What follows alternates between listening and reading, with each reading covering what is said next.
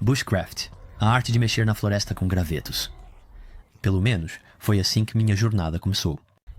Existem muitos aspectos do Bushcraft e, como resultado, há muitos erros a serem cometidos. Aqui estão 20 erros que posso confirmar que eu mesmo cometi quando comecei no mundo do Bushcraft. Primeiro, temos os Feather Sticks. Para fazer um Feather Stick, você corta finos cachos de um graveto para expor as partes internas da madeira, que geralmente são muito mais secas do que o exterior.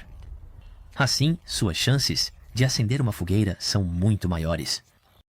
Exceto que os Feather Sticks que eu fiz pela primeira vez pareciam assim.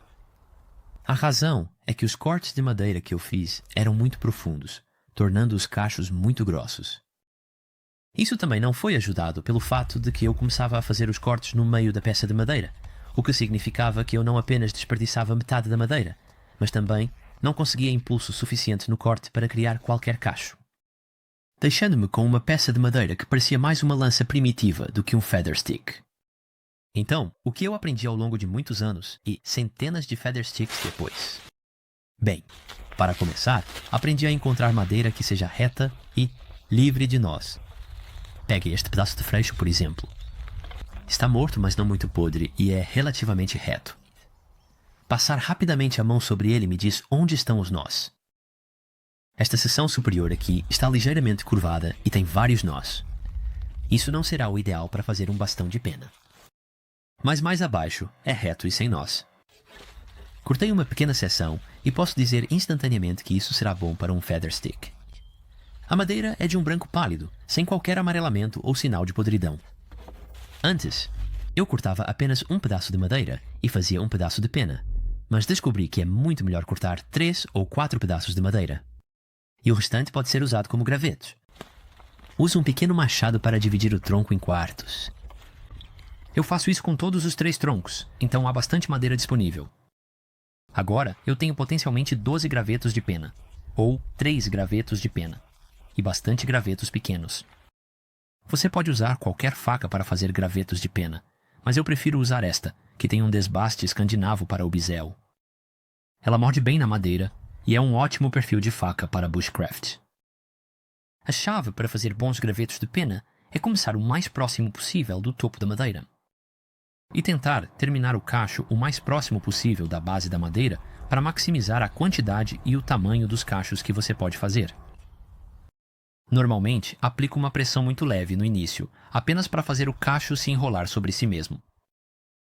Então, à medida que ele começa a enrolar mais, posso aplicar mais pressão e cortar, um pouco mais fundo enquanto desço pela madeira. Cada vez que vou fazer um novo cacho, vou girar ligeiramente o graveto para que eu esteja cortando uma nova crista elevada do corte anterior. Uma vez que encontrei o ritmo, continuarei a fazer 2 ou 3 gravetos de pena. O que me leva ao meu próximo ponto. Nunca é suficiente. Confiar em um único graveto de pena coloca muita pressão em você para acender aquele fogo. Ele queimará rapidamente, e se sua lenha não acender na primeira tentativa, seu fogo se apagará. E não só você terá desperdiçado o graveto de pena, mas também terá perdido um tempo valioso. Não há nada pior do que passar 5 ou 10 minutos fazendo um graveto de pena, apenas para ele falhar em você queimando rápido demais. É muito melhor ter pelo menos 3 gravetos de pena. Dessa forma, você aumenta suas chances de acender sua lenha. Ou você pode usar 2 gravetos de pena, e guardar outro para acender um fogo pela manhã, desde que tenha lenha, e iscas suficientes. Quanto mais você praticar, melhor entenderá sua faca e como ela funciona para você. Depois de muitas falhas, meus gravetos de penas agora parecem assim. A forma clássica de palmeira. Um erro comum que eu costumava cometer era negligenciar todas as curvas que caíam de um graveto de penas.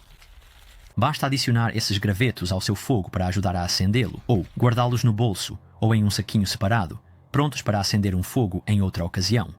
Antes de saber qualquer coisa sobre espécies de árvores e diferentes tipos de madeira, eu apenas tentava fazer um graveto de penas com qualquer coisa. Mas, uma vez que eu compreendi sobre as árvores e a orientação do grão de diferentes espécies, minhas habilidades em fazer gravetos de penas aumentaram consideravelmente. Dê uma olhada neste pedaço de pinho, por exemplo. Parece bom por fora, seco, reto e livre de qualquer nó. Quase exatamente igual ao pedaço de freixo que acabei de usar. Mas, veja, o que acontece quando eu o abro?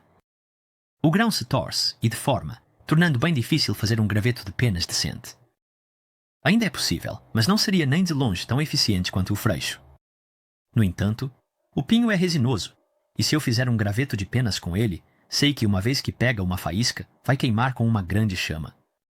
Um erro clássico que eu costumava cometer era escolher ramos que estavam verdes demais e colocá-los no fogo, achando que eles iriam queimar de qualquer jeito. No verão, é bem fácil identificar ramos verdes, pois eles terão folhas crescendo. Na primavera, você tem os brotos como este aqui. Mas no inverno, pode ser difícil detectar se os ramos estão verdes ou vivos. Um bom teste é tentar quebrar o ramo. Se ele quebrar, mas ainda estiver preso por um pedaço de casca, não serve para acender fogo. O que você quer é uma quebra limpa, com aquele estalo satisfatório ao quebrá-lo.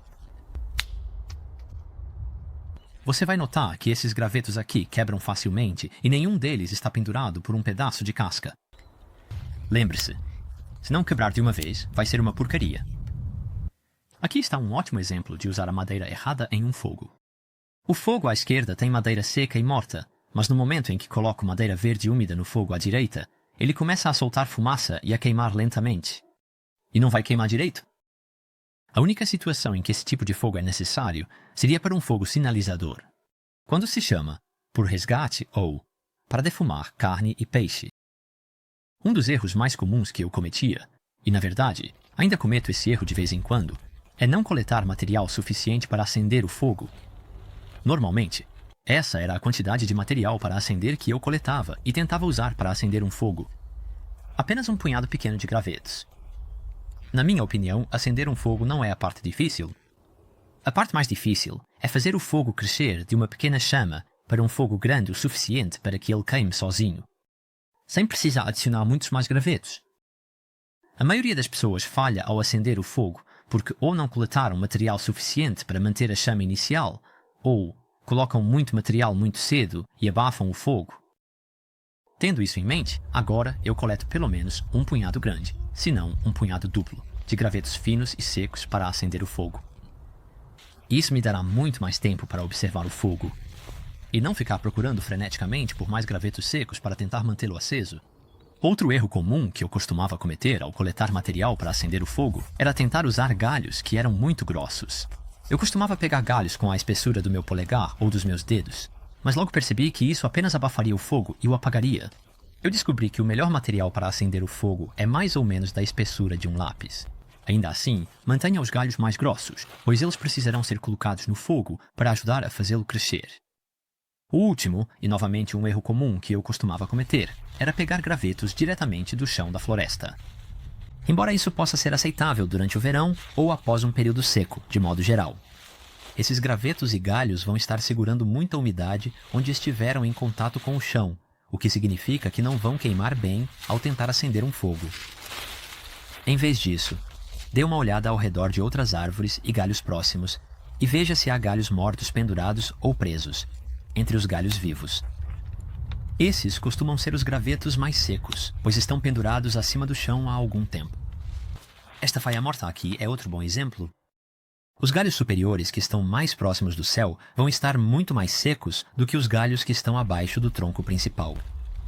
Quaisquer galhos que estejam em contato com o chão da floresta provavelmente vão reter umidade. Quando comecei com o bushcraft, a primeira coisa que eu queria fazer era comprar uma faca e um isqueiro, e começar a tentar acender um fogo e construir um abrigo. Mal sabia eu que, embora todos parecessem semelhantes e fizessem a mesma coisa, na verdade, havia uma diferença bastante significativa entre os bons isqueiros e os ruins. Aqui estão 4 isqueiros diferentes que são únicos à sua maneira. O primeiro é um isqueiro extra grande, definitivamente muito mais longo do que os convencionais, mas isso permite que você obtenha uma grande quantidade de faíscas dele, já que tem uma área de superfície maior. Este segundo é um isqueiro antigo do Bear Grylls, que eu tenho há muitos anos. Ele vem com um raspador separado, e até tem algumas instruções para vários sinais de resgate. E como sinalizar para SOS? O raspador fica dentro de uma caixa de plástico junto com o isqueiro, o que ajuda a evitar que ele oxide e enferruje. Mas você pode ver que a barra de ferro em si é pequena, então é bem difícil de usar. Este pequeno isqueiro é o isqueiro sueco Melfire. É extremamente popular entre os iniciantes, pois é realmente barato. E a barra de ferrocerium lança faíscas muito boas. A única desvantagem é que a própria barra de ferrocerium é feita de uma liga muito macia, o que significa que se desgasta muito rapidamente. Eu me virei bem com todos esses acendedores de fogo ao longo dos anos, mas alguns eram muito mais problemáticos do que outros. Este em particular é realmente eficaz. Ele lança faíscas quentes decentes e não se desgasta rapidamente. Também tem um pavio de juta com cera, que posso desfiar para expor as fibras internas. E então acendê-lo com o acendedor de fogo anexado. Agora eu tenho muito mais tempo para acender a isca, mesmo nas condições mais úmidas. Outro erro comum que aprendi rapidamente é que algumas facas não funcionam com um acendedor de fogo. Ou seja, a espinha ou a parte de trás da faca não é afiada o suficiente para raspar faíscas da barra. Essas duas facas de bushcraft são muito semelhantes. Padrão semelhante, o mesmo desbaste escandinavo, mas quando as viro, a da direita tem uma borda muito mais afiada na parte de trás da espinha do que a da esquerda. Isso significa que quando tento usar a da esquerda para golpear faíscas de um fogo, ainda assim, simplesmente não faz isso de forma eficaz, mas a outra faca faz, sem problema, porque tem uma espinha de 90 graus. É algo em que eu nunca realmente pensei quando comprei uma faca de bushcraft pela primeira vez, muitos anos atrás. Ao usar uma faca e uma pederneira para acender um fogo, houve muitas vezes em que eu não tinha muito controle com a faca, pois estava muito focado em tentar pressionar com força a pederneira para obter faíscas. Isso significava que eu frequentemente derrubava todo o meu isqueiro e tinha que reorganizá-lo em um feixe apertado toda vez. Mas existem outras técnicas que ainda podem gerar uma boa quantidade de faíscas, mas oferecem muito mais controle. Por exemplo, simplesmente apoiando minha faca contra minha bota, posso travá-la no lugar e, na verdade, puxar a pederneira para longe da faca enquanto aplico pressão. Isso produz tantas faíscas quentes, mas mais importante, estou afastando-o do feixe de isca, então não há chance de eu derrubar a isca.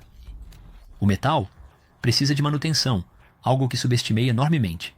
No início da minha jornada de bushcraft, eu tinha meu belo e brilhante faca de bushcraft e dentro de algumas semanas a lâmina começou a enferrujar. A razão para isso foi porque eu nunca a lubrifiquei. Sempre que volto de uma viagem de acampamento, procuro dar um revestimento ao meu machado e faca, de óleo de linhaça fervido. A faca acima é um exemplo de uma que foi lubrificada regularmente após cada uso. A de baixo, no entanto, não foi lubrificada por meses, e você pode ver como a ferrugem pode se espalhar rapidamente. Costumo dar à faca e ao cabo de madeira uma camada espessa de óleo para começar, e depois limpo qualquer excesso antes de guardá-la para a próxima viagem. Isso leva bem ao meu próximo erro, e um que vejo muitos outros cometerem também. E isso é deixar sua faca ficar muito cega ou sem corte antes de afiá-la. Costumo inspecionar a lâmina da faca após uso intenso, para verificar se há pontos cegos. Eu mantenho uma pequena bolsa de manutenção de ferramentas na minha mochila. Isso consiste em um composto de polimento azul para facas, ou cocô de Smurf, como gosto de chamar, que uso em uma tira de couro. E o segundo item aqui é uma pedra de afiar DC4, que tem 2 lados. Um lado de diamante para usar quando a lâmina da minha faca está realmente danificada e precisa de muito afiamento, e um lado de cerâmica para uso leve e regular, apenas para manter a lâmina bem afiada. O item mais usado neste kit é a tira de couro. Se você polir sua faca regularmente, ela permanecerá afiada por longos períodos de tempo. Se você precisa usar sua pedra de afiar regularmente para recuperar o fio da faca, provavelmente não a poliu o suficiente. Eu afio o fio da minha faca após cada viagem de acampamento na tira de couro para evitar que fique muito cega rapidamente. Outro erro clássico que os iniciantes cometem é carregar apenas um método de acender fogo. Eu sempre terei pelo menos um mínimo de 3 métodos diferentes para acender um fogo. Por exemplo, no meu kit atual de acendimento de fogo, eu terei uma pederneira, meu método mais usado, e depois um tradicional isqueiro de pederneira e aço.